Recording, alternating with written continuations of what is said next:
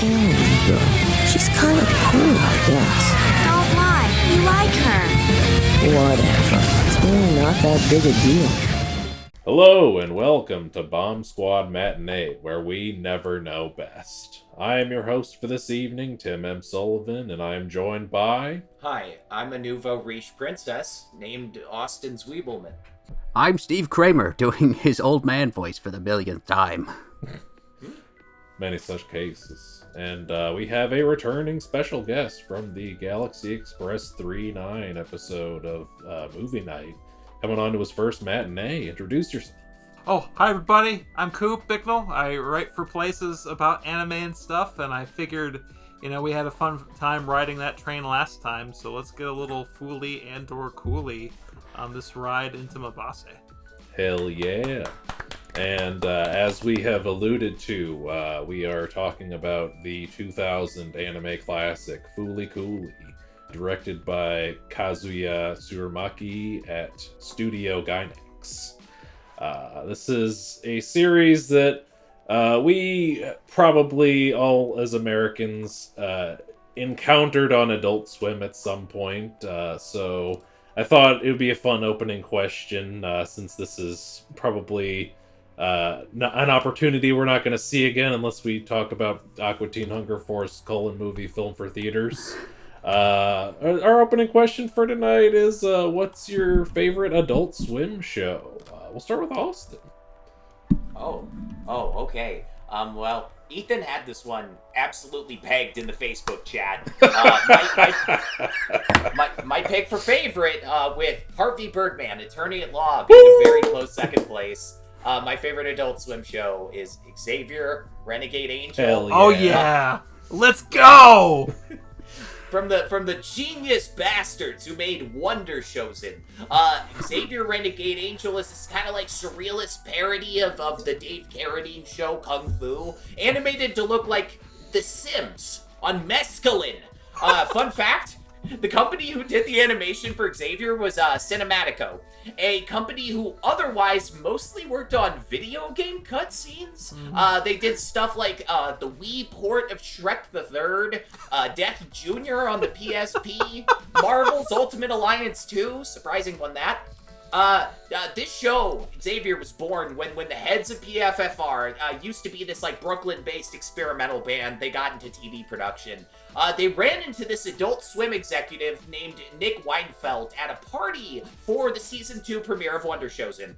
But they had tried to pitch a live-action version of this show to Comedy Central years before that, and then their agent went fucking nuclear on them afterwards because they thought they were playing an elaborate prank on the Comedy Central guy. He thought they were wasting his time and joking around, but Adult Swim was like ready to get freaky. And on November 4th, 2007, at 12:30 a.m. Eastern Time, I think, Xavier Renegade Angel hit the stage.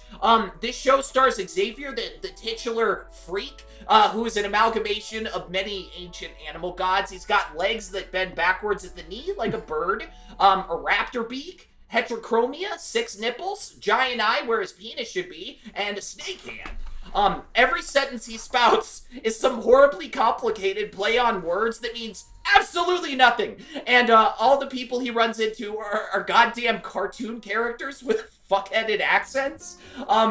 Your typical episode of Xavier features Xavier going on like some bullshit quest to discover his inner child or achieve true enlightenment. And he finds a place where people aren't in harmony with nature or themselves. But Xavier is a freak who doesn't know what he's doing, so he ultimately makes things like apocalyptically worse. Love the way these episodes end. I spent my first year of college just getting really baked and trying to develop a massive framework to unify all the symbols in this show, and it didn't work. It just resulted in a shitty essay where I compared Xavier's fragmented personality to people on the internet. But that shouldn't stop you from watching the show. It's got a specific flavor of absurdism you literally will not find anywhere else. But if you want a show whose symbols do fit into a big unified framework, stay tuned. Because I'm under the impression Fooly Cooly is such a show. Back to you, Tim. Hell yeah, good stuff. Xavier is one of those objects that, like, I have been wanting to watch, but like I never really gave it the chance when it was on. I think at that age, it was just like I could not comprehend what I was seeing. I remember having a friend in high school who just absolutely hated it so much they had to make a whole Facebook post about it. But like it's the kind of weird, surreal thing that looks fascinating to me, and that I would like to finally watch properly at some point. So yeah, good stuff. Ethan, favorite Adult Swim show? This one's hard for me, so I have two sort of peripheral titles that are relevant enough. The first being Space Ghost Coast to Coast, which I adore. I love very much so, but it's only sort of kind of an Adult Swim show in that it started like, not on Adult Swim. But incredibly funny, really good bit, proto Eric Andre show. Eric Andre show for someone who's a little bit looking for more of a chill high, I guess.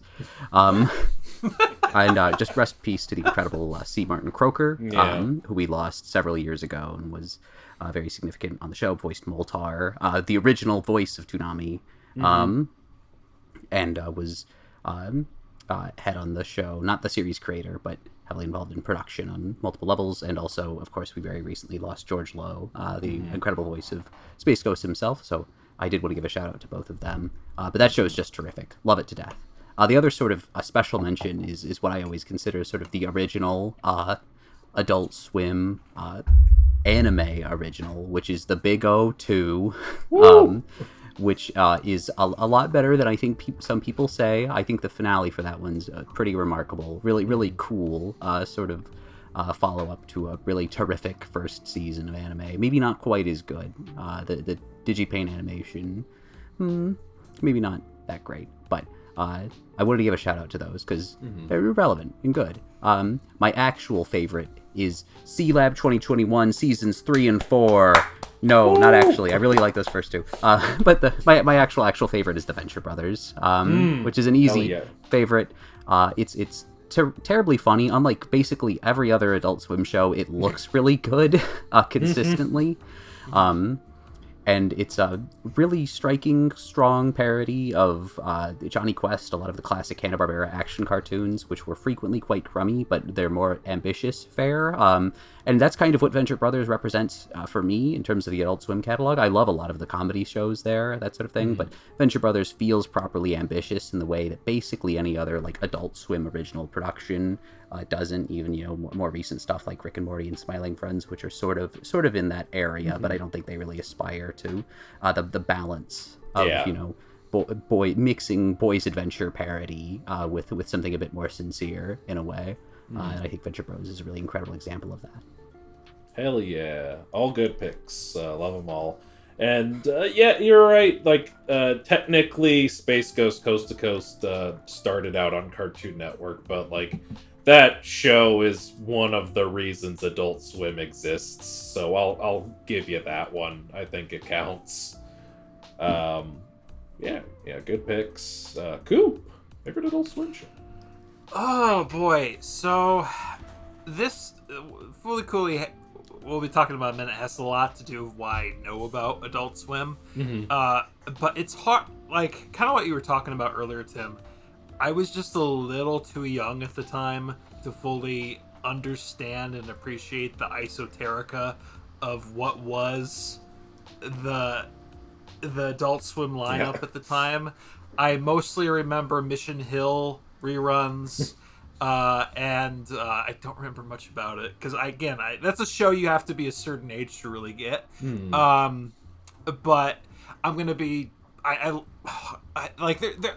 my brain is like filled with bits from Aqua Teen, and like it's more bits than the shows themselves. If there's any like two shows that are strictly Adult Swim that always stick out in my mind, they're not from Adult Swim originally, just like Mission Hill. It would have to be both reruns of Family Guy and King of the Hill. And what gets me is So when I was younger, I'd sneak watching episodes of Family Guy and Adult Swim, and my mom caught me, and she's like, no. And then over time, I convinced her, hey, can I watch this at least? And she said yes. She thought I meant King of the Hill. And then there was an episode, she walked into the room, where it starts off where Peter jumps into a kangaroo's pouch, and the kangaroo is like screaming in pain. She's like, what the fuck is this? And but as a result, that's how I got into watching King of the Hill, which is like it's like a really fantastic little show. Like pocket sand, diminished glutes. It's kind of got everything. But yeah, I honestly, those stick out in my mind, but I do have a little bit more of a soft side attachment to a lot of the anime they showed in addition. I remember, this again makes me feel old. It'll make you all feel old too. Like 2005, 2006, I was in 5th grade and I was DVRing episodes of FMA, Full Metal Alchemist 2003, and also S. Cryed, so I could watch it the next day after school. There's the deep cut. Yeah. So I was making sure I could watch those every day. Those are the big titles that really come along again, along with our topic for today. Hell yeah, good stuff. S. Cryed is like, I caught a couple episodes of that on Adult Swim, and I was just like, I have no idea what's going on, but that guy's arm is cool. And so of course I had to go watch it just for the cool guy's arm. And you know, FMA. I actually do still quite like the 2003 FMA. Like, people get into arguments about Brotherhood's more canon. Like, well, the original still got some good stuff. Yeah, because I really want to revisit the original series at some point, because I think a great adaptation is something that it's. Because my thought is, if I'm gonna read Slam Dunk, for instance, I'm gonna go to my shelf over here and fucking read Slam Dunk. Yeah. If I want to watch something, I'm like, that's what I mean. Like, I'm not gonna watch the anime as a replacement for the manga, because the manga exists, so I can go seek that out. Yeah. As for FMA 2003, they do their own thing because they knew where they were at, and they're like, let's just have fun with this. We're using the original, what we have so far, as a basis, and let's do our own thing. That's why shows like Dear Brother work so well, because Osamu Dezaki was all like, well, I have this basis, and I have some ideas. Let's do some things here and there. And it's always interesting because the creator of Dear Brother, Ryoka Ikeda, she's very well known for being very protective of her work, but she like gives Dezaki a little bit of begrudging respect, from what I can tell, because Dezaki knows exactly what he's doing, and he makes an interesting story that can stand apart from the original subject material. Again, I don't need the same thing to be regurgitated to me in a new form. I'd rather have something new based off the old material. Hell. All right. Good picks all around. For me, I do have a few honorable mentions. There's one very recent show that I've still only seen the first couple episodes of, but was absolutely blown away by, and it's a show called Common Side Effects, from the creators of Scavenger's Reign, and produced by Mike Judge. Just an incredible little, like, animated dramedy about a guy who discovers a mushroom that can cure any ailment, and Big Pharma wants his ass McFucking dead. Just a really, really interesting show. Just from the couple episodes I watched, I absolutely want to watch the rest of it. And it got confirmed for season 2, so woo! I'm excited for more of that. I've been meaning to check that out. It's weird though, because I hear great things. I'm not a personal big fan of the art style. There's That's something fair. that kind of there's a lot of with modern Western adult animation where I get they're going for a specific look, but this isn't to be mean, Yeah. because there's people who work so fucking hard on look development and it takes years, but I think there's a little bit of I wish I had a better way to say this, but the Western animation look ugly look that's still lingering a little bit. I'm not trying to be mean, but that's my visceral knee jerk. Yeah, no, I get that. It's definitely sort of an acquired taste kind of animation style, but I have acquired that taste, so I dig it. I get that. Another honorable mention I got, another fairly recent show is, I love all things Genndy Tartakovsky, and absolutely dig the hell out of his show Primal. It is just a show where there's no dialogue in English or any like actual language, but the visuals just say it all, and God, Gendy's just so good at that. Absolutely love Primal. My real answer though, and Ethan brought this one up, it's got to be the Venture Brothers. Venture Brothers is just Venture Brothers is just A1. Just an incredible show. I will say, with the note, that I have rewatched it a couple times in recent years, and the first 2 or 3 seasons have some bits that haven't aged super well. There's some words you used to be able to say on television that they used to say a lot that we don't say anymore. They said them a lot in those episodes, but once you get past those first couple seasons, that kind of drops off, and the show really takes off. Like, I was watching the first couple seasons with my fiance last year, and we got to the season 4 finale, and that's just one of those episodes of television where you watch and you're just like, okay, so this is the best show ever made. Right? This is just incredible. Venture Brothers so very good. Great humor, great performances that sell the humor so well. And genuinely good animation, genuinely good storytelling. Just a great piece of television. And I'm glad they finally made a movie to like kind of conclude it a few years ago, because it deserved like one last note of closure, and it's just all around good piece of multimedia. And you know what else is a good piece of media? The show we're talking about today, Fooly Cooly. All right, lunchtime!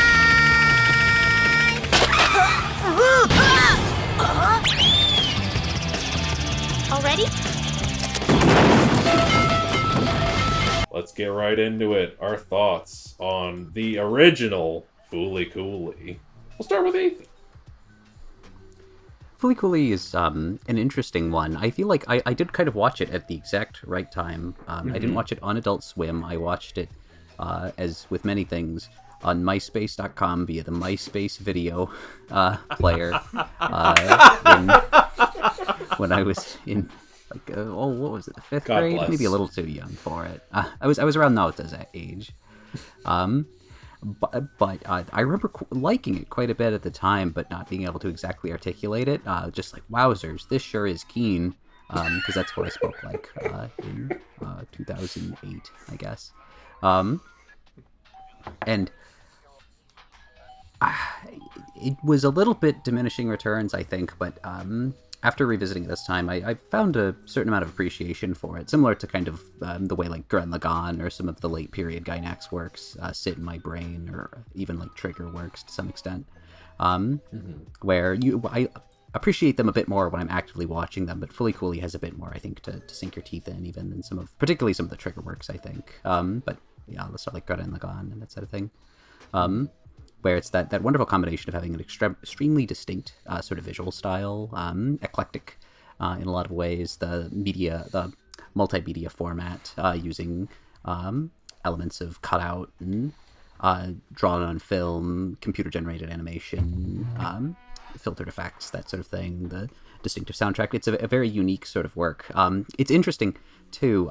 For some reason, mentally, I had the extremely deranged thought that Fooly Cooly is to Die Buster as Gosenzo-sama Banbanzai is to Gunbuster, which is an insane series of words to come out of my mouth. But Gosenzo-sama Banbanzai is like the nearest ancestor I can think of to this. It's a 6-episode Mamoru Oshii production, like a comedy, very thoughtful sort of comedy OVA with a distinct visual style, but very, very different from this at the same time. But they have very similar vibes in that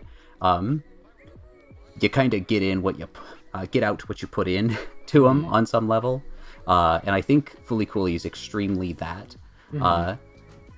It can just be a romp very easily, but those sort of meditative moments you can kind of link in to whichever one you prefer, and really marinate with the themes. I think it captures a sense of ennui in a really incredible way that you wouldn't expect from a show that very directly apes the art style of South Park as a bit for one of its episodes.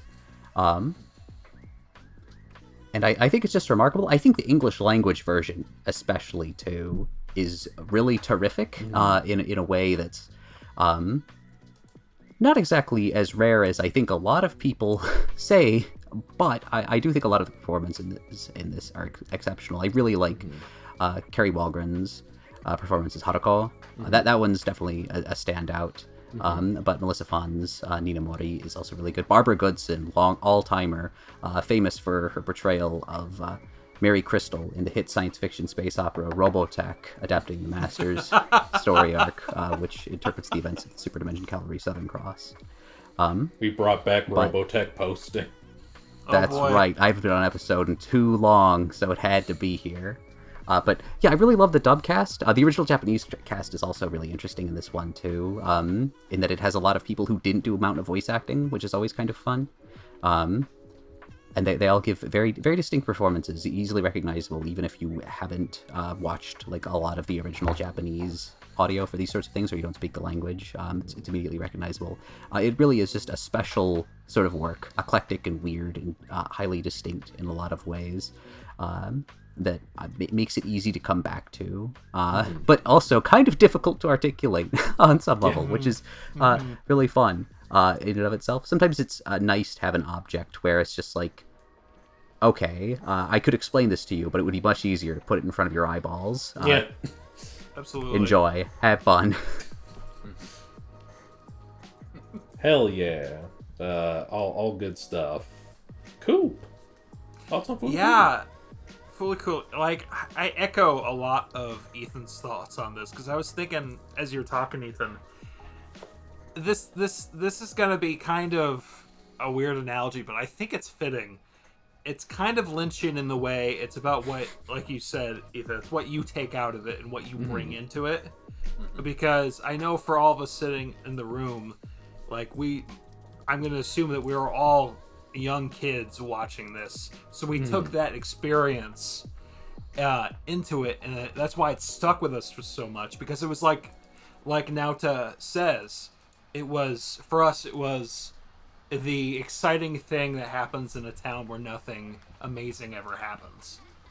Like, that's what it was like for us. That night I first discovered it, I flicked on the TV and I saw it was that bit in episode 4 where Haruko is fooling around with Naota's dad, and he just opens the door a little bit, and seeing something he shouldn't see. And I was like, that was the first time I saw any of it. And then like a couple, maybe month, I don't know how much longer later, I saw the whole thing in a marathon on Adult Swim.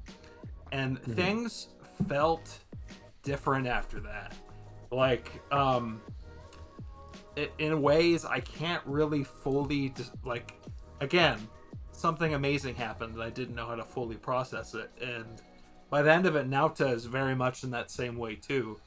But you come back to it as an adult with those experiences, it's kind of like going back to your hometown after being away for a long time, like after you've moved out, because you think back to these experiences and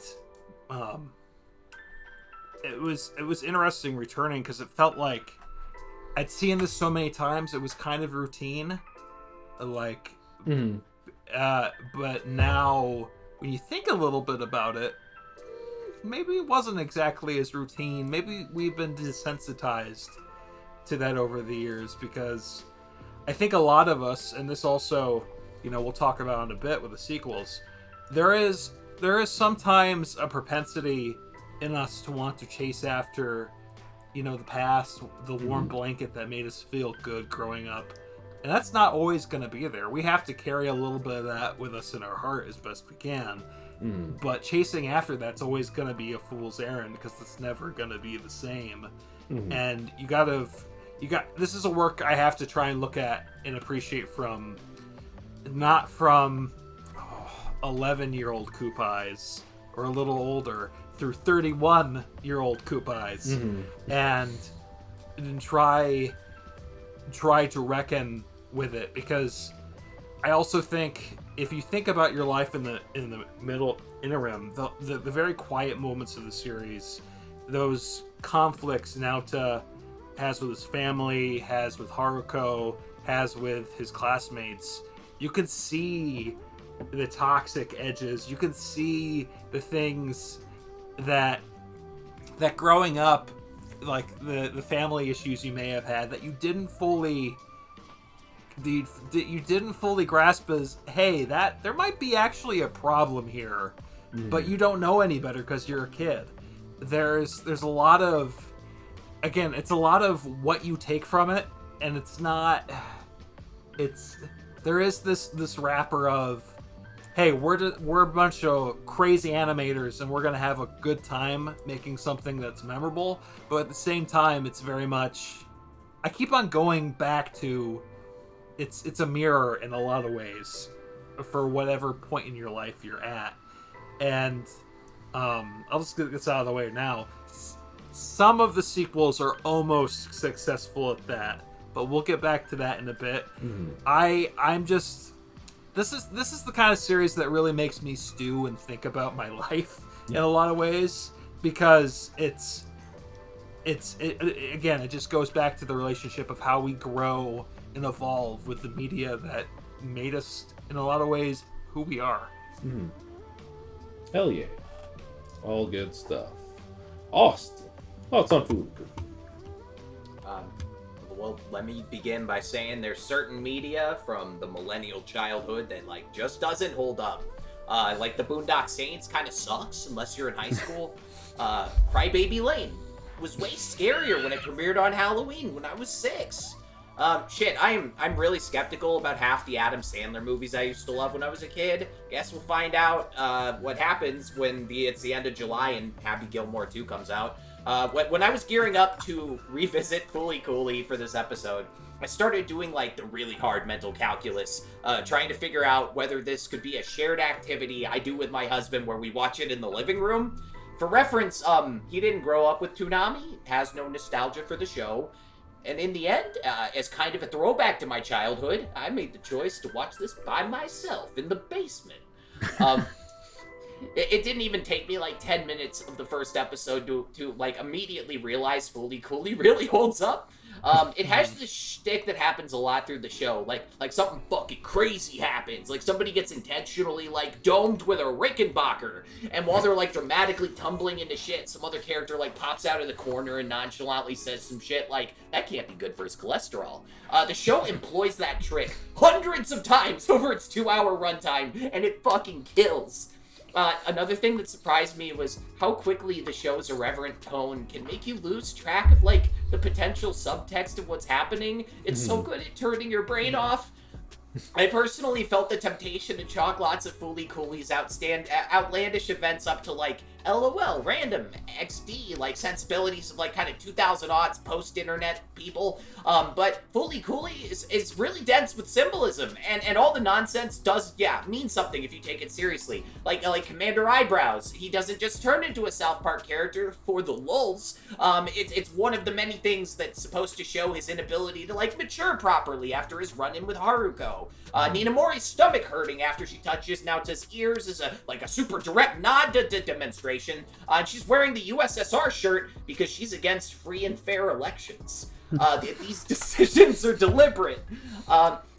This might be one of the best cartoons about a young boy going through puberty. It makes Big Mouth look comatose by comparison. In fact, for people of a certain age, Fooly Cooly may have been the best possible exploration of puberty for like massive time and place reasons. That early aughts Toonami programming block kind of brought anime to a lot of like suburban kids. When you're going through puberty in the 2000s, anime hits different than the cartoons they grow here. I don't give a fuck who you are. Most of us were not like mentally prepared for sexy cartoons of this caliber. While there are other aspects of puberty, like highlighted in Fooly Cooly, like the pressures of adulthood being represented with robot battles sometimes, the sexual dimension of puberty is crucial to how some of this plays out. And this show was kind of like a rogue sexual experience for like huge swaths of the preteen population during the early Bush administration. I think if I had to explain the full appeal of this OVA to someone whose first watch wasn't as like elementary or like a middle schooler back in 2003 through 2008, I might break into a sweat. This was like optimal titillation with a responsible end goal, once upon a time, for reasons.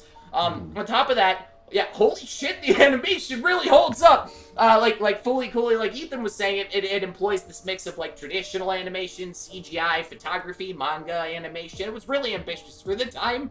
There are a few choice sequences in here where things happen on ones, most of which during the robot battles, but sometimes they'll just randomly like go to ones as a flex. Like when Takun gets fucking CPR on the bridge in episode 1. And there's this old myth floating around on the internet. I was not able to source this to a real publication, just like increasingly shitty GeoCities websites. But there's a rumor that Gainax and Production IG spent the budget that would like typically be allocated for a 26-episode animated series on the 6-episode FLCL OVA. It's one of those rumors like the CIA assassinating JFK, where even if it's not true, it feels true. They were packing with that Evangelion money, you know? What's to say this isn't their thief and the cobbler? In closing, I was very happily surprised to find out that Fooly Cooly still gets really solid mileage, even though I'm not 9 anymore.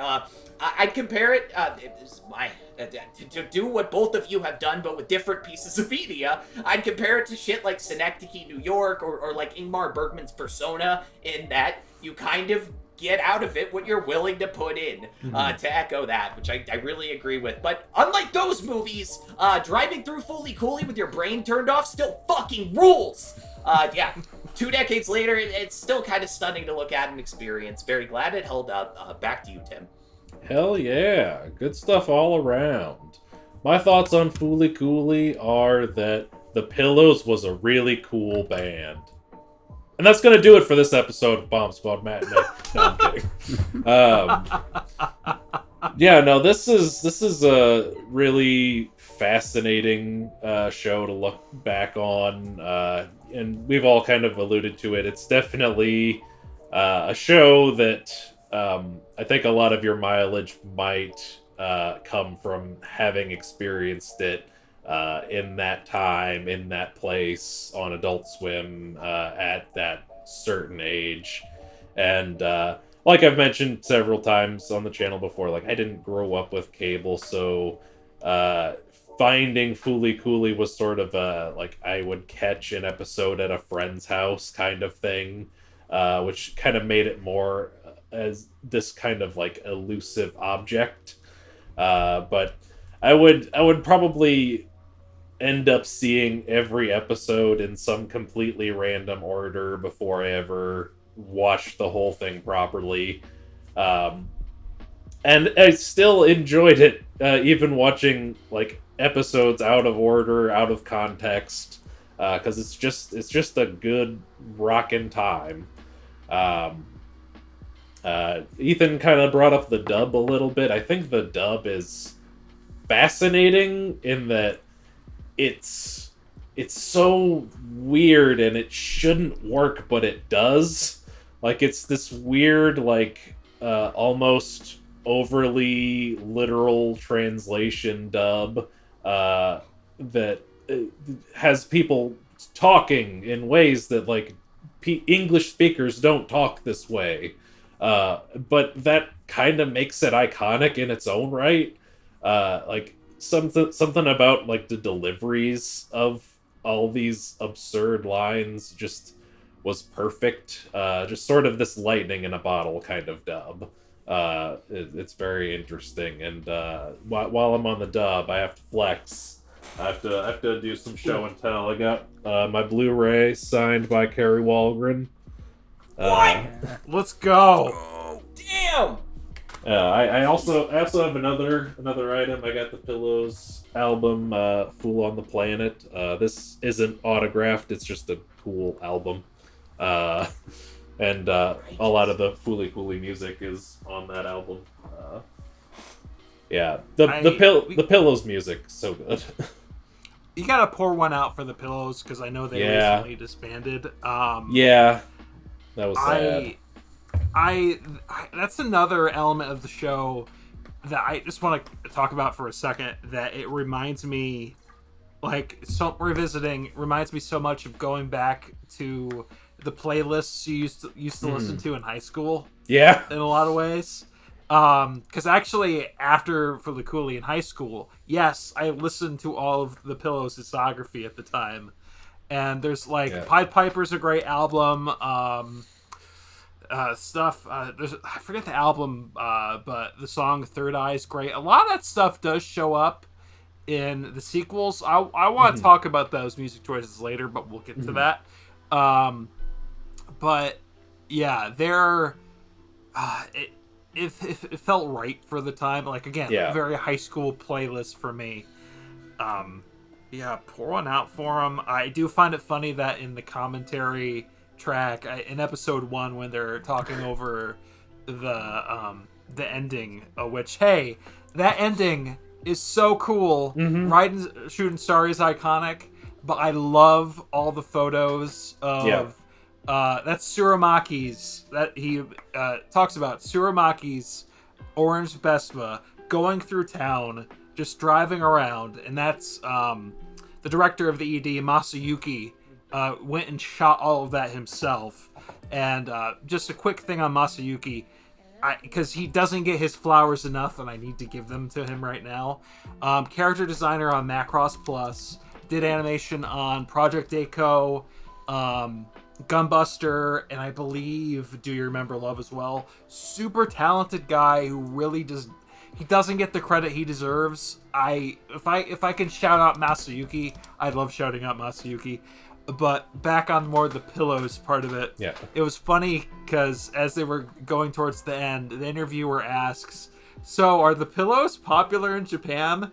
And Suramaki's like, "No. Have they gotten more popular since this?" "No, not really. I just chose them because I like their music, and they were excited to throw everything at us." I love how emphatic he is about it too. Oh no, they aren't popular at all. And commenting very briefly on the dub thing, I do think it's interesting because I feel like they very much ape the Japanese performances, but I think that speaks to the kind of distinct quality of a lot of the Japanese performances on this one. The weird sort of game of telephone that results from atypical anime performances, and then kind of trying to do what they're doing, ends up with something kind of interesting that I overall quite like. Because that gets interesting too, because in that same episode 1 commentary, Suramaki talks about about the creation process for Haruko. I forget the actress's name who plays her in Japanese, but she was pretty much her voice. They didn't want a normal sounding pretty girl, and she had done a voice on Kare Kano, and they were like, we want you, person who played supporting character, because you have an interesting voice, and this is informing us on how we're putting the character together.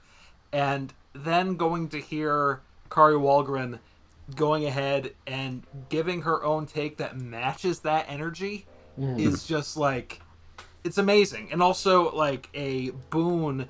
I love dubs of that era because, again, we have become so used to the regular shop of names that come through in dubs nowadays. And back then, and it's starting to happen a little more. Like, you look at another Suramaki project like G-Quux, and there's a bunch of new actors in there who are all kill it. But actors from different disciplines, radio, stage, TV. Ethan has heard this whole spiel before on our recent recording of Giant Robot FM, talking about the first half of Megazone Part 2 International. But I just have a love for these dubs because they're, even if they have their quirks, even if they may end up largely not being great, there's something there that you just don't get with the modern churn. And that's not to insult any of the actors or people working on it now. Anime is such its own kind of assembly line right now that I get that's just how it works. Yeah, I think a lot of like modern dubs are like, they're perfectly competent, but almost too much to the point that they're kind of boring. Like, there's more of a like Wild Wild West quality in those like 2000s era dubs, where like some of them were gonna be really good, and then some of them were gonna be really bad in interesting ways. But just kind of going back to my thoughts. The music from The Pillows is incredible. Apparently, Shinkichi Mitsumune was hired as the composer for the show, which, like, I don't really know of much music in the show that isn't The Pillows, but I do love Shinkichi Mitsumune. He composed the score for Revolutionary Girl Utena and Yu-Gi-Oh! Duel Monsters. So love his music. It's so interesting you bring up Utena, because it's kind of, again, shared scenarios, because Yoji Anakato also wrote Utena in addition to Fulikuli. But the thing with Mitsumune's music is, I think of Utena, it's kind of in a lot of ways the J.A. Caesar show, in the same way in which this is the Pillows show. So it's interesting being an artist who has to balance their own works with, hey, here's this other artist's works that we have to make work in this. Yeah. In this, you can see what I'm doing with my hands in the video because I can't put words to it. Yeah. I mean, he got to shine in Yu-Gi-Oh. He's just like, I'm doing all the music here. Let's go. But yeah, love the music in the show. Love the animation, as we've talked about. It's very, very interesting to watch. Austin, you kind of talked about how you were kind of weighing whether or not to watch this with your spouse. I had a similar situation. I put the first episode on before me and my fiance had to go to work, and I think she had like seen bits and pieces of it before, but had never really like given it a proper chance. And after it got to the manga sequence, she just kind of looked at me and goes, "I have no idea what I just witnessed. I'm going back to bed." So it was not her vibe, but she could at least, appreciate the music, and the animation was cool. But it is a very like sensory overload kind of show. Absolutely. In its right. Which it's definitely, your mileage is gonna vary. If it's just too much for you, that's completely fair. But like we've all been saying, you kind of get out of it what you put into it. I think that very much rings true. all in all, I think this is a really fascinating show where, at the heart, it's a story about a boy going through puberty and more specifically, just trying to rush into adulthood and eventually kind of having to pump the brakes and be a kid for a couple of years. But beyond that, you have that at the heart, but outside of that, there's all kinds of crazy shenanigans, fascinating animation, and cool music. And we're going to talk a little bit more about that after we take a quick commercial break. So we'll see you in a bit. I have work to do, so let's do this fast, okay? But I want it to look cool, you know what I mean? Charming in a manly, grown-up kind of way, get it? Welcome back from that ad break. Time for another ad. MoviePalette.com. It's a website where you can buy these little art pieces that contain thin lines of color that represent each frame of a movie. Got one up there for the film Mandy. Probably can't get one for Fooly Cooley because it's a TV show, but I don't know. I think they might be introducing TV things. I don't really know. But you could get one for another Gainax film production, such as The End of Evangelion. I actually kind of want that one. I've seen that movie palette. It looks really cool. You could get the Rebirth of Evangelion movies.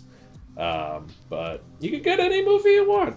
Even if they don't have it on the website, you can get one custom made. Just go to moviepalette.com and use the promo code SQUAD15. Save 15% on your order. And we might be getting a little affiliate change if you do this. So yeah, moviepalette.com, SQUAD15. Back to the show. Alright. We're going to get into some general discussion. And I'm going to open on the thing Coop has been alluding to. The sequels. There we go. So, Toonami has co-produced with Production IG 4 different sequel series. In 2018, they did Fooly Cooley Progressive and Fooly Cooley Alternative. And in 2023, they did Fooly Cooley Grunge and Fooly Cooley Shoegaze. Generally speaking, these sequels are not super well received. I think Alternative gets a decent bit of love. My take on these is when I watched Progressive and Alternative, I liked them fine. I definitely didn't think they were as good as the original, but I overall enjoyed watching them. Like, I get why Alternative gets more love since it kind of goes on the wavelength that the original was trying to go on, but I could at least kind of appreciate that Progressive was trying to do something different. And it should have ended there. Grunge is awful. It's so bad. It's ugly to look at, and it's just a nothing 3-episode series.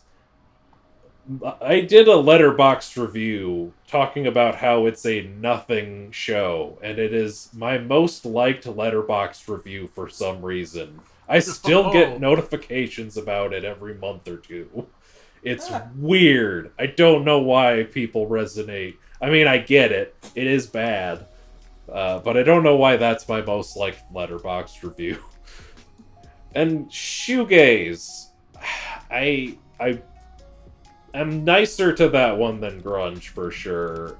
I think I would like it better if they had just not made Grunge at all and let Shoegaze be 6 episodes. Because, like, just being 3 episodes, I kind of struggled to latch onto it. But it was a more interesting direction, because it was like a direct follow-up to Alternative, and I could appreciate the vibe they were going with that show. I just don't. I think they've officially said they're not doing anymore. Probably in no small part due to the Pillows breaking up. I don't know. I'm nicer to them than most people, and maybe part of that is just me being a Toonami stan. In the same way Tanner is a Marvel stan. Like, he's like, this is dumb, but I'm gonna give it 5 stars. I don't know. Anyone who's seen the sequels, feel free to chime in with your thoughts. Yeah, so the sequels are interesting to me.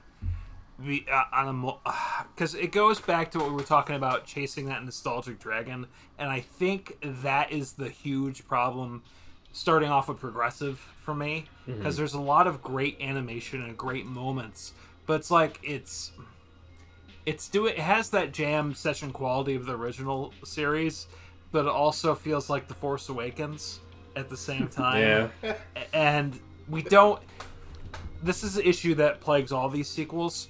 Lore has never been the point of Fooly Cooly. Yeah. That is. Who gives a shit about Medical Mechanica? It's not the point at all. It's really not the point. And like excuse me, I'm getting confused. Progressive could have been good as, because they were trying to make it as, okay, so what is puberty like being a young girl in this situation, which I think could have worked, but you don't. It's like that first episode where Haruko shows up and is like, everybody's going crazy because Fooly Cooly. No, you don't need to do that. You don't, like, I get the metatextual reason of why you would do that. Don't do that. Yeah. That like, it takes away from the focus of the characters and puts it on something much bigger than them that doesn't matter, because Fooly Cooly is about like how those characters get through, like, again, like we were talking before about how Naota is dealing with these very relatable things about growing up in the middle of a very extraordinary situation. And this doesn't really do that. And Alternative, to its credit, does do that, but it still has the lore issue. Because what I love about Alternative, and I think I hype it up a little bit for myself in concept rather than what the show ended up being, because there's potential there. There is a nugget. Alternative is more about, okay, so you're growing up, everybody's about to split up from high school. What's the dangers of keeping yourself from growing up? Like, it's time to move on to the next thing. And if you try to stop that, it's going to do just as much damage in the long run as trying to grow up too fast will. Like, there's something of a balance they're trying to play at here. And then by the time we get to Shuge's, like, Kana's arc, I think her arc is the best of the sequels. I agree with you, they should have just focused on her, because Kana comes into this position where she was forced to grow up too fast after, like, she was just about to start growing up, and then it hit really fast, and then, like, the expectations of society on us, what an adult should be. Like, this goes back to the original show of what everybody has their own idea of what an adult should be, and everybody has their own maturity in one way or another. Like, again, Amurao, he's obviously a very immature dude, and, like, there's a lot of moments where you think, man, these kids are a little more mature than the adults. Like, it's like the show is kind of like telling you, you know, being an adult is a myth. I'm coughing. And by the time you get to Shuge's, Kana, she sees these two new kids, and she's like, no, it doesn't have to be like it was for me. It doesn't for you. I can do something. You don't have to go through this bullshit that I had to go through. You don't have to go through the societal nonsense that we grew up with. You can have something better. And I think that's what the strength of that show is, even though it's not fully conveyed. I've heard great things from the same director of Shuge's and Alternative. He made a show, I think his name is Yutaka Umura, I believe. I could be wrong on that. He did a show recently called Negative Positive Angular that I've been wanting to check out. that is a show about fishing, but because it has no FLCL connections, can be its own thing. And I'm interested in checking that out because I think he was really scratching at the next step of the next steps of growing up is what works about that for me. But it just didn't happen. And grunge, I haven't seen it. It didn't look appealing. You don't need to. You're good. Yeah. And my last note on the sequels, and I bet y'all would probably agree with this. I've heard the Pillows music so much. I really think they should have said, if we're going to use the Pillows music, it's going to be for a damn good reason in one specific moment. They overplay the rest of their catalog way too much. I think what they should have done is find new artists that aren't popular in Japan and raise them up and give the shows their more own unique personality that isn't necessarily tied to the original show. Because I think FLCL works well. Like the sequels work well when you have hints of elements like again Kana or Haruko in alternative, that it's not the same thing, but there's a familiar thing hanging around, but it's not the lore. It's allowed to be its own thing, but other things that happen in the world. It's a shared world. That's fine, but don't make it the crux on any of everything. You know. Mm-hmm. That's right. I've seen these. They look bad. I'm not gonna watch them probably. But speaking of new Fooly Cooly animation, it's worth mentioning, as of recording, by the time this is out, too, tomorrow, Fooly Cooly reanimated project of Brittle Bullet is going to be released. And they did some really impressive stuff, including a zine and some new music related to it as well. Which looks really good. I know a few of the people who work on it, like Postboy, or who did work on it, like Postboy, that sort of thing. Looks really impressive. Looks very fun. Feels very much in the spirit of Fooly Cooly, and that it's a bunch of animators showing off, basically. So very excited about that. So it's coming out April 26th. So by the time you're hearing this, it'll already be out in the wild. So definitely go check that out. Because that's really exciting. And bringing us back to the original television or OVA series that was a television cartoon for us specifically. I gotta ask, do we got favorite episodes? You got a specific fave? Go ahead, Austin. Brittle Bullet. Also, that's interesting. That's the one they chose to reanimate because I think one of the co-founders of Studio Trigger took over the action scenes or was handed the action scenes for that one. Hiroyuki. Yeah, thank you. And the guy, he did the Kill Bill animated scene from Kill Bill Volume 1 and Kill la Kill. Fucking Brittle Bullet. It's just so fucking funny. Just guns suddenly being introduced to that extent, playing with the level that young men are exposed to violence, and it's just hilarious. Brittle Bullet's my vote. That's right. I do like the comment bit in the commentary where he asks, Tsurumaki asks at the opening, "Have you ever heard of survival games?" And I was like, "Yeah, in the States we call it public school." Fuck. Oh no. That one also. Apparently, we learned that South Park was only broadcast over satellite in Japan. So two great fun facts from the commentary on that one. Hell stuff. Yeah, that's a good one. It's hard to say. I want to say either 4 or 6 is probably my favorite.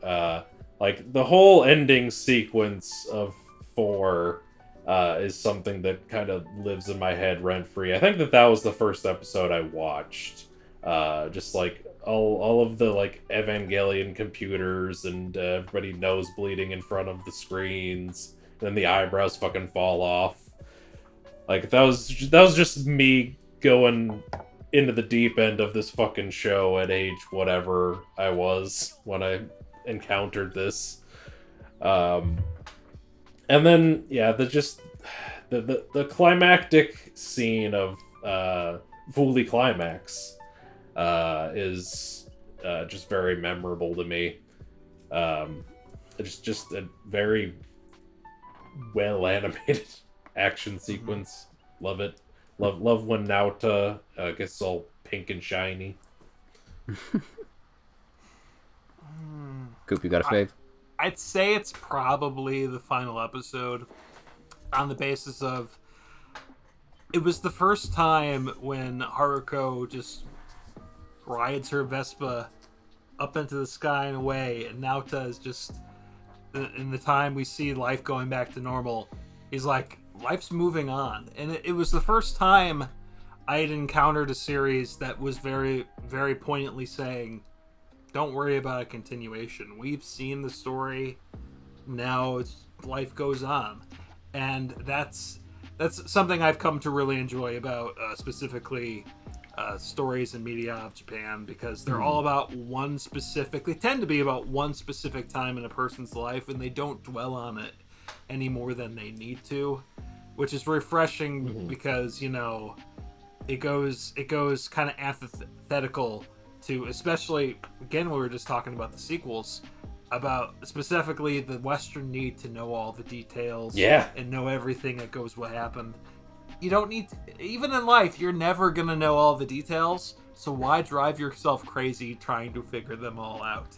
It's fun to do some theory crafting, but yeah, go ahead. The things I've heard about the live action Cowboy Bebop make me so angry.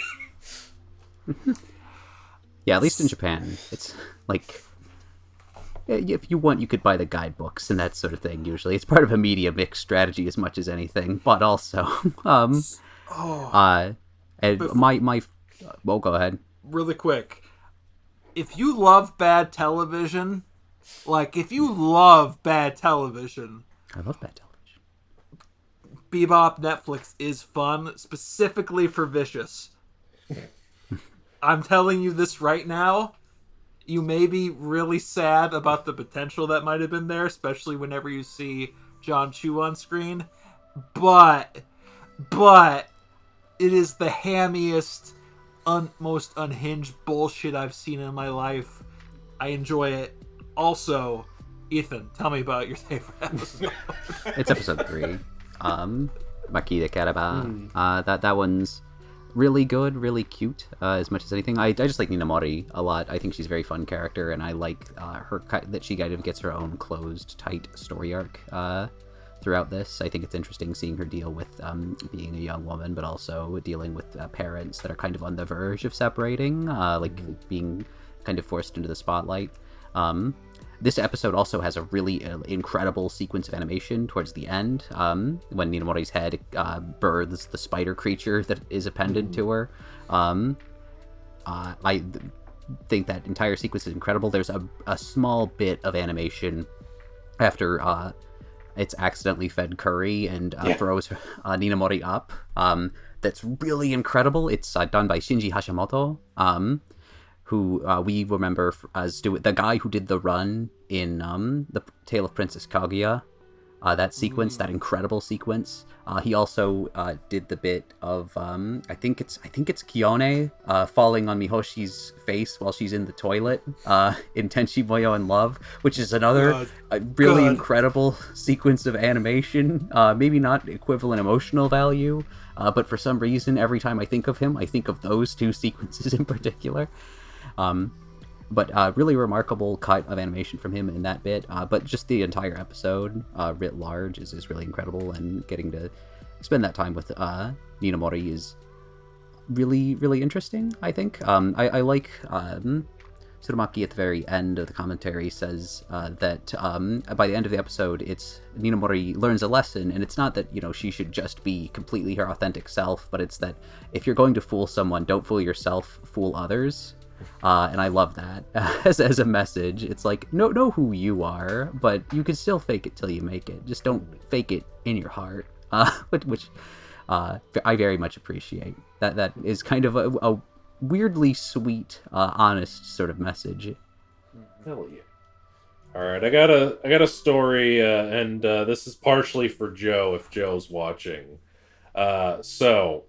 When I saw Uncut Gems in the theater in 2019, I had a big Leo point moment when got to the "This Is How I Win" scene, because there was a song playing in that scene that sounded strikingly like Kaneda's theme in Akira, and I found out later they confirmed that was the inspiration for the song.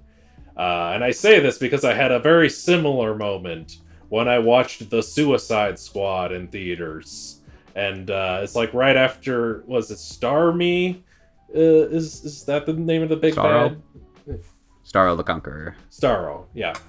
When Starro is vanquished, there's a song that plays in that scene that sounds strikingly similar. At least the first couple notes sound very similar to the beginning of Little Busters, the song that plays at the end of every episode of this.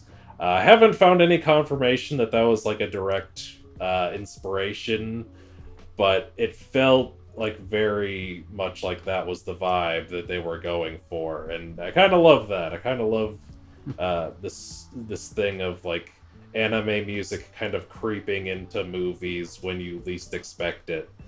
So if I ever make a feature film, don't be surprised if you hear a song that sounds like a legally distinct version of Forces from Berserk. Okay, if we're going to talk about things that we were reminded of throughout this, I have to say, David Mallow, rest in peace, recently passed away, but the English voice for Commander Amaro, a great voice actor, was he played Anjuman in Digimon, the narrator for the English dub of the Gundam films, Jemetov Hyman in Gundam 0083, amongst countless other roles. But his performance in this very specifically sounds like Kevin Sanji's Chris Hansen impression in the video To Catch a Predator, but Chris Hansen is hungry AF. And all I could think of was Dave Mallow saying, "It looks like you weren't expecting such a hungry guy. It looks like you were expecting a 13-year-old boy."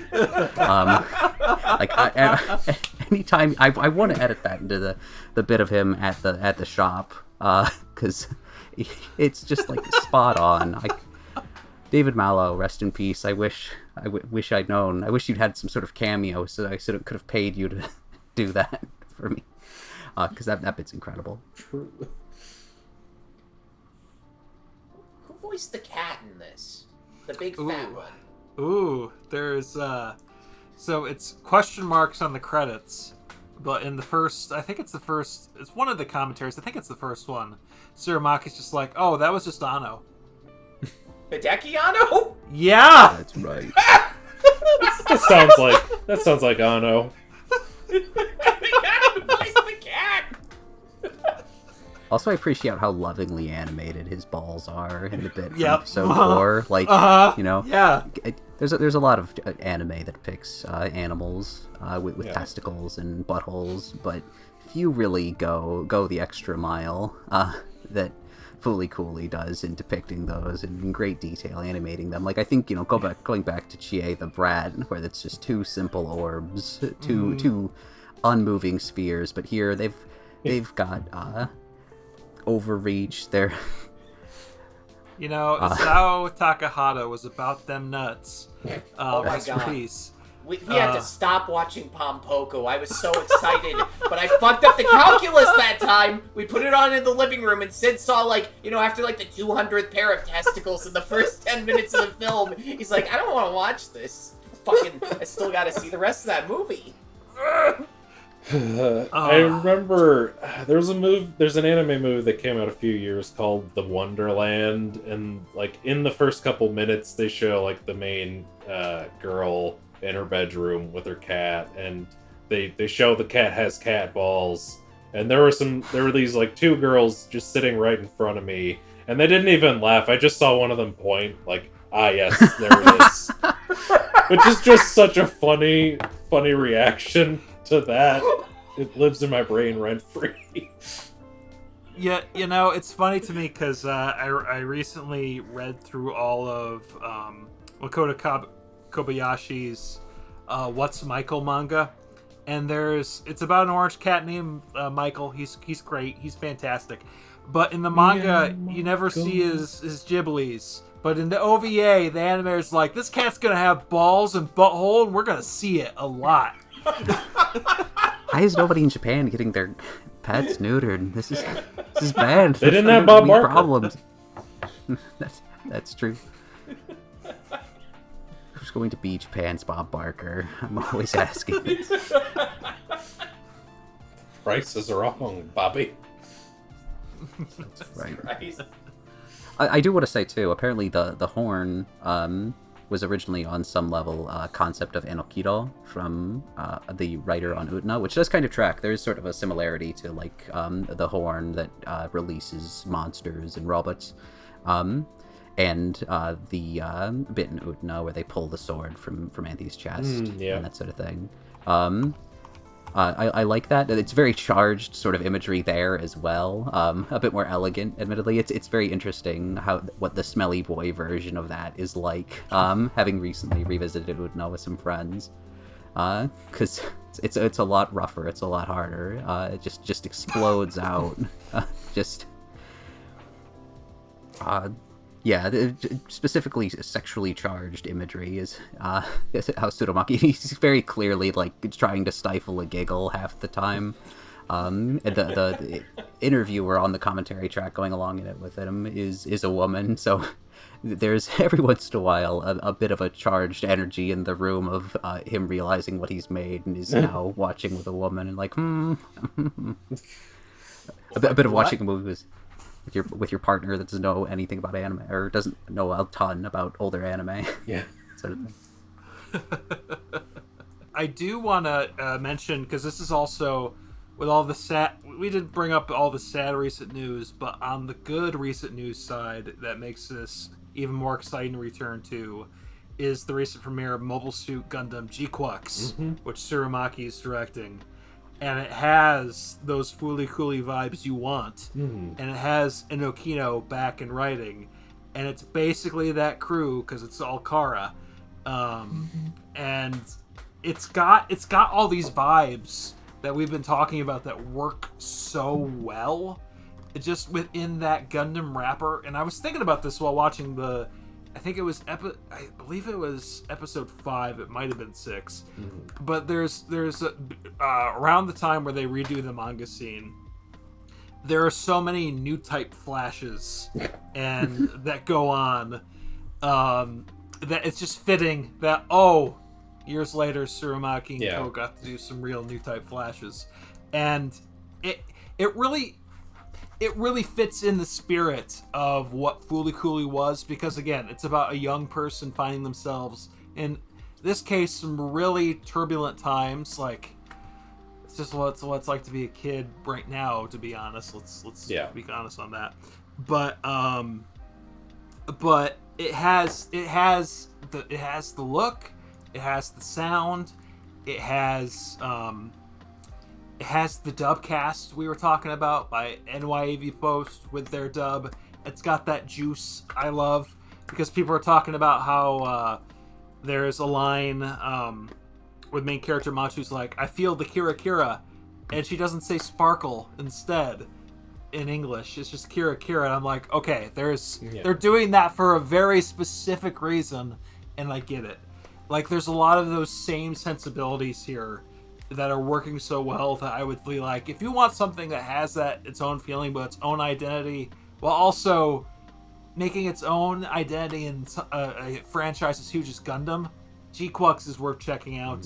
As is a very similar situation, but from like, holy shit, 20 years ago, what Tsurumaki did pretty much right after with Enokido as well.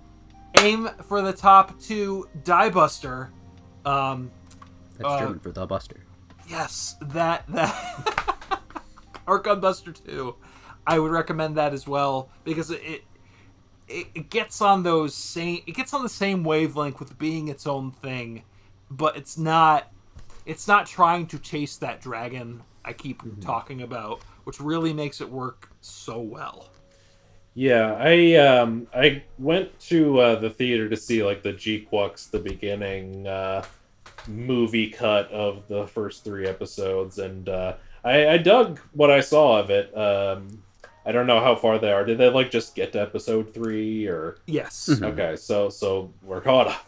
I'll have to like start watching like it in episodic form though, because I was digging what I saw of it, and yeah, I agree.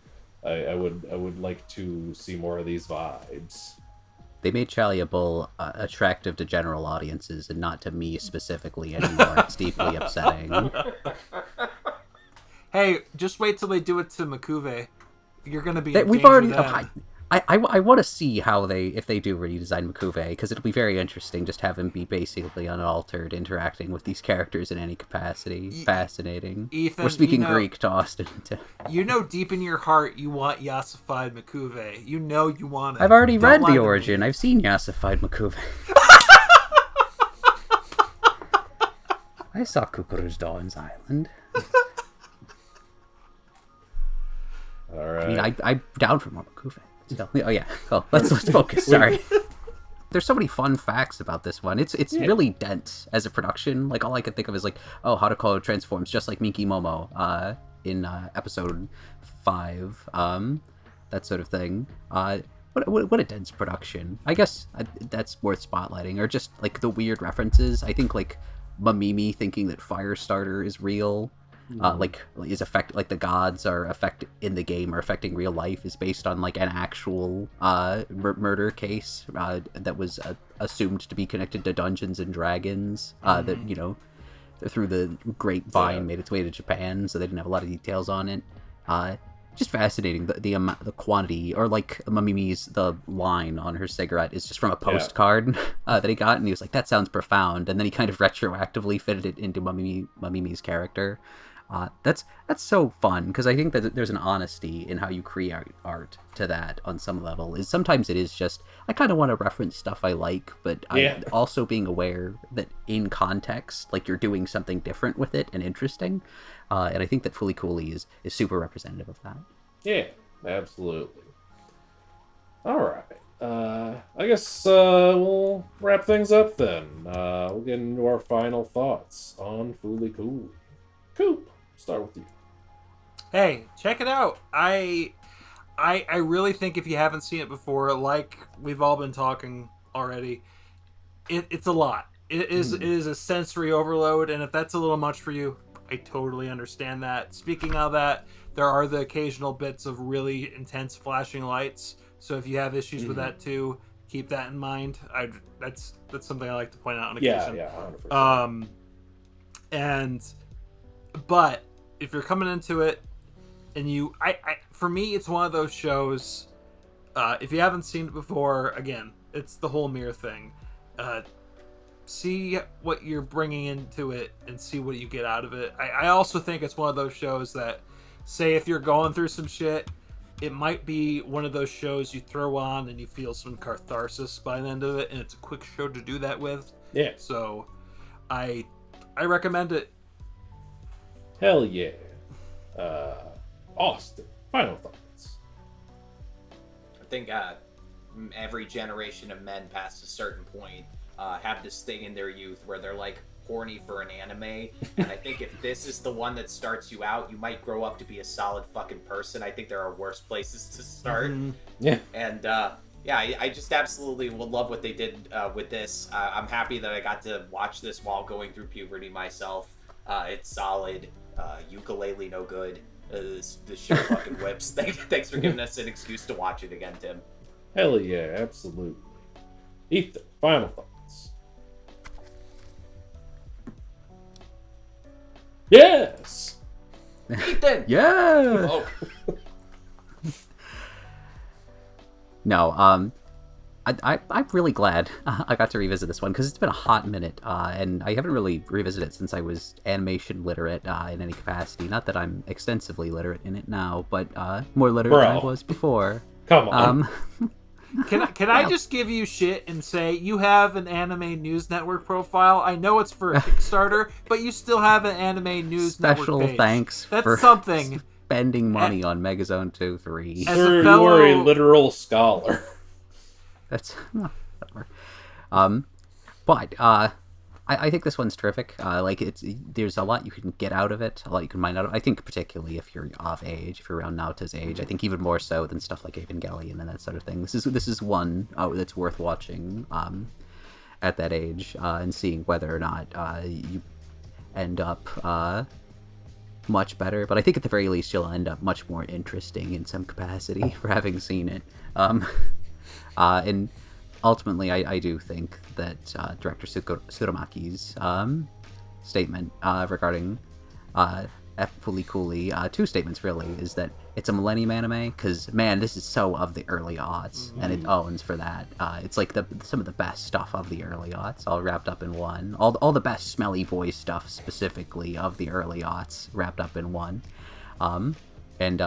No matter what, like even with the monologues, even with its moments where it's trying to be cerebral, ultimately it's just such a good time, and comprehension should not be an important factor in Fooly Cooly. The words of the great Tsuruma. Not at all. Good shit all around. Final thoughts.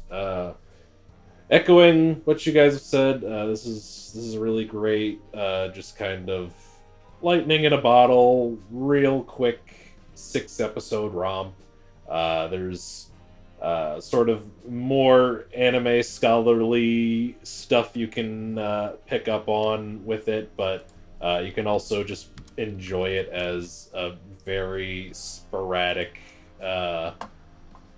very well animated, just fun show with some really cool music and some good messages. Just an overall good time, and to reiterate my previous statement, the Pillows were a really cool band. So, that's just gonna do it for this episode of Bomb Squad Matinee. Thank you all for tuning in, and Coop, thank you for coming on to the show once again. We'd like to plug some stuff. Absolutely. I was just, thank you again for having me. It's been a bit. I was kind of like looking at when we recorded talking about Galaxy Express, and I'm like, shit, that was like 3 years ago. Pretty close to. Yeah, 2 years. Yeah. 2 years. Okay. R.I.P. Matsumoto. That was 23. Man. Because that was just as I was starting to do more industry stuff. Because since then, I've done a ton more. I do a bunch of copywriting for Discotheque Media and Media CD, which includes Animego.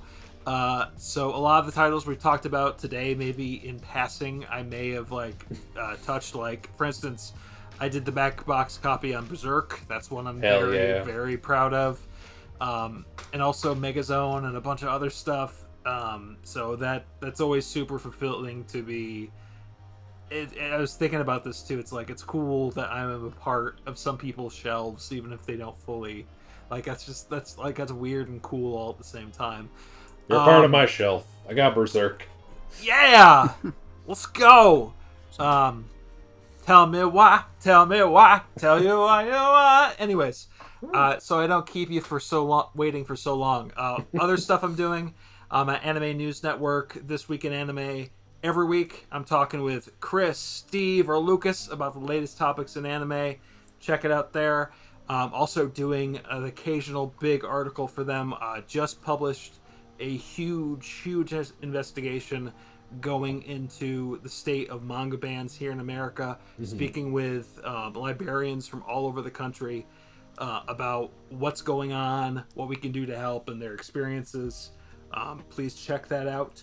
And other than that, I'm just around and about doing stuff on occasion. Maybe if you want to go check out Do You Remember Macross and listen to Ethan and Dylan and I talk about the thrilling adventures of Robotech, you can go check that out at anchor.fm/do you remember. But aside from that, I am around. I am doing the things at Writer Strike on Blue Sky. Hell yeah. Go check out Coop's stuff. He's a cool guy. And, you know who else is a cool guy? You, the guy or gal or other watching this episode of Bomb Squad Matinee. Thank you for tuning in. And if you listened on the audio platforms, please give us a review, thumbs up, share us with your coworkers. Tell us how we're doing. We just appreciate any feedback and sharing you can do for our humble little show. And if you're watching on YouTube, thank you for watching. Leave a comment below. Let us know. What do you think of Fooly Cooly? What do you think of the sequels? What do you think of the Pillows music? What do you think of Gainax? I don't know. Comment below. Let us know. And while you're down there, hit the like button if you like the video. Hit the subscribe button if you want to see more. Hit the bell icon to get updates on when we upload stuff. And if you'd like to support us further, please consider donating to our Patreon. We got 2 tiers. The $5 tier gets you access to some commentary tracks. We just did one on Godzilla not too long ago. I don't know if that's up yet, but it has been recorded. So it should be coming up pretty soon. We got one on the Daredevil movie. Got a decent backlog of commentary tracks to listen to as you watch movies. You get that with the $5 tier, and if you donate to the $10 tier, you get those commentary tracks plus a shout out at the end of the episodes. So, many thanks to our supporter Tanya Kraft. We appreciate your continued patronage of the channel. And if you too would like to be shouted out at the end of the episodes, just go ahead and donate to that $10 tier. We appreciate it. Also, be sure to check out our merch store at bombsquadproductions.shop, where you can buy apparel, posters, and more. And be sure to tune in next time when Tanner returns to host an episode on the best movie of 2025 so far, Ryan Coogler's Sinners. It's gonna be a good time, so be sure to tune in for that one. And thank you once again for tuning into this episode. And remember, nothing can happen until you swing the bat. Farewell. Did she stick her tongue in? Just